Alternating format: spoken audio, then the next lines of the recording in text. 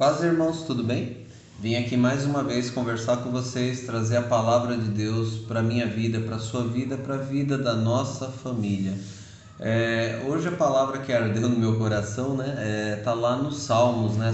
É um salmo de Davi, o Salmo 51, versículo 17, onde Deus diz assim, né? Davi, por intermédio do seu salmo, mostra como que Deus gosta da gente, o que Deus quer da gente, né? Lá diz bem assim, que Deus, o sacrifício perfeito para Deus é um espírito quebrantado, um coração quebrantado e contrito, esse Deus se agrada. Então assim, irmãos, semana passada, para quem viu o videozinho, né? Aliás, aquele vídeo foi uma bênção na minha vida, né? Espero que tenha sido bastante para vocês também. Mas assim, eu falei bastante de plantar e colher e de pessoas que plantam alguma coisa que não é para nós, acabam plantando na nossa vida, na nossa hortinha. Às vezes aparece uma planta que você não plantou, tá certo? E essas plantas a gente precisa arrancar. Foi isso, no geral, que eu conversei no último vídeo, né, sobre a lei da semeadura. Só que lembrar também, irmãos, que tem coisa que a gente planta que é erva daninha, né? Vão perguntar, o que você quer dizer com isso? Muitas vezes a gente planta um pecado. O pecado não vem do nada porque alguém colocou na nossa vida. A gente planta o pecado, a gente aceita coisas que são abomináveis para Deus. A gente aceita coisas, às vezes, que Deus colocou lá na escritura dele que não é para a gente aceitar, que não é para a gente fazer, que é para a gente fugir. Ele diz lá que submetei-vos na escritura, ele diz assim: submetei-vos a Deus, resisti o diabo e ele fugirá de vós. Então, submetei-vos a Deus, submetei-vos à lei de Deus, submetei-vos à palavra de Deus, né? Então, quando a gente se submete à palavra de Deus, a gente resiste o diabo e ele foge da gente. A gente não planta o mal na nossa vida, a gente não planta o pecado na nossa vida.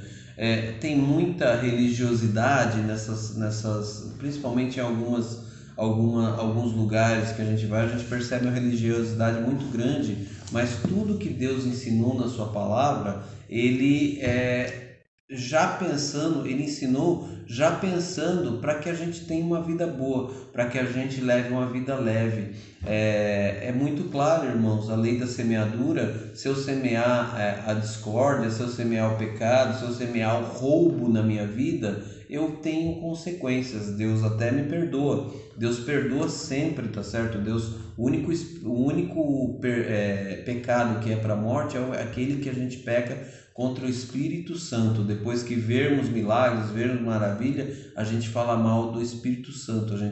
Esse pecado leva à morte. Os outros pecados Deus perdoa. Só que Deus perdoa, mas Deus não exime nós de colhermos as consequências. É a lei da semeadura.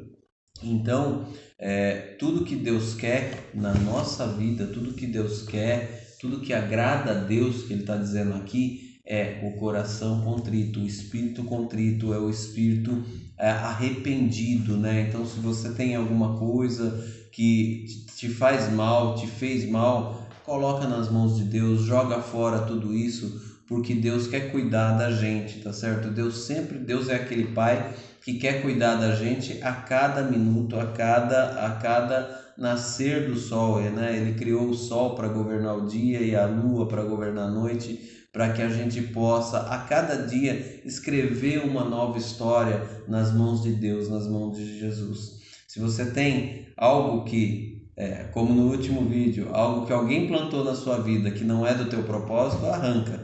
Mas principalmente, se você está plantando alguma coisa que não é do teu propósito, ou melhor, não vem de encontro ao propósito de Deus, arranca rapidinho isso da tua vida, abre teu coração para Deus e coloca isso na mão de Deus, tá certo? Porque Ele pode te perdoar, Ele pode te curar, Ele pode te fortalecer nessa semana.